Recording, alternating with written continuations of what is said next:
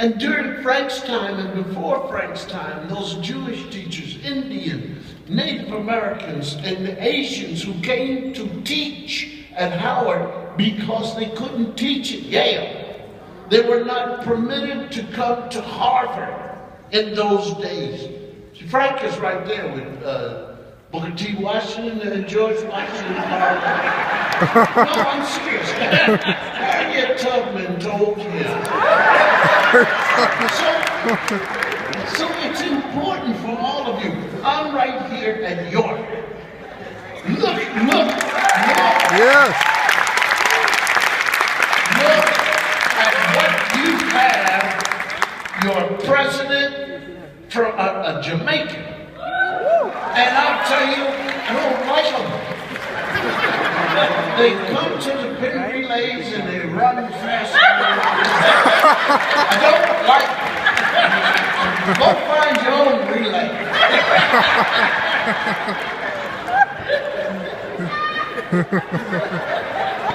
Now, what was your question?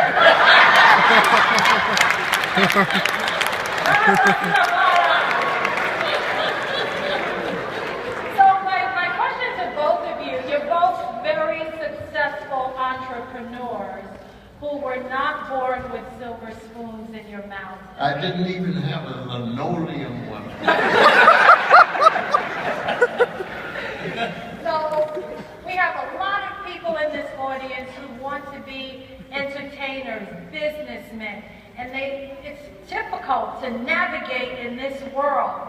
How did you do it? What's the secret sauce? Right. First of all, no, let me make Frank talk about something that's important. This is a black man walking all around. He got a sailboat. You understand what I'm saying? Washington, D.C., mother doing hair in his bedroom. How'd you get the idea of the sailboat? Where did the sailboat come in your mind? Answer me. It's so funny because once I was in Sardinia, over in Italy. Lolita and I were over there racing on our sailboat, Lolita. So, of course, I had to name the sailboat after my wife. That was Frank, that was fun. Frank, where did you get the sailboat? No, you got the part where it's all done. You know what I got? Where? I'll tell you something. When I was a little boy. I know where you got When I was a little box boy. tops and cereal No, boxes. you're very close. You're very close. You're very close. But I'll tell you something. It's funny how things happen. When it would rain in Washington, D.C., and, the gutters would overflow, I would make a paper mache of a sailboat and sail it down. So when I was in And it went into the sewer. It went into the Where did you get the idea of a sailboat? You're black, Frank. And people, even your own people, will say to you with good sense, "What the hell are you doing sailing?" Now, I'm just trying to get you to show, Frank, that because ignorant people sitting around the United States with nothing to do will tell you you got no business sailing. That on islands, there are black people who make their own boats, get in them. Yes, some of them sink. But by and large, they sail, don't they? Oh, yeah. Where do they sail, the black people, Frank? A lot of Africans have sailed from Africa to the Caribbean. A lot of people from the Caribbean have sailed all over the world. But it's incredible, In Antigua, when we won our biggest sailboat race, it's a big international race with 400 to 500 boats, and we came out on top of everybody. And I never will forget the reaction when Lolita and I went up on the stage, and it was incredible. When I walked up on the stage, there was this momentary hush. And then all of a sudden, and I said, something? They saw this boat sailing. They saw that we were winning all the races, but they had no idea that it was my boat. Well, did you have a mask on? See, this is as bad Well, as when you're on the ocean, you got a lot of distance between when Doug Williams won the Super Bowl, and he turned around and made a mistake and said, "I'm going to Disney World," they shut that place down. Frank, you're still not answering my question. How do you, as a person, when do you get some? Did you start with a little boat? You know, and go out, you know, down the river, you know, to rowing or something by yourself? It's a funny story because it all actually started in the Caribbean. Okay. It all actually, Lolita and I were in the Caribbean once having a vacation. Somehow we decided to, you know, charter a boat just for a day sail. Went out, it was nice. But coming back. Did it have a motor? Yes, it did. No, it was a sailboat, but they have what they call an auxiliary engine, which is a small boat. It's not a big thing. But it would get you back to shore if you had a lot of problems. But anyway, the funny Are thing. you telling me the boat, if you get lost, knows how to get back to where? Look, if you're the captain and you don't know how to get back, you shouldn't be out in that ocean anyhow.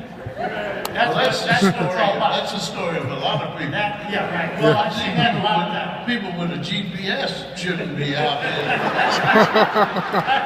The GPS won't help you when the wind builds up, or when you make a navigational mistake, or you hit something.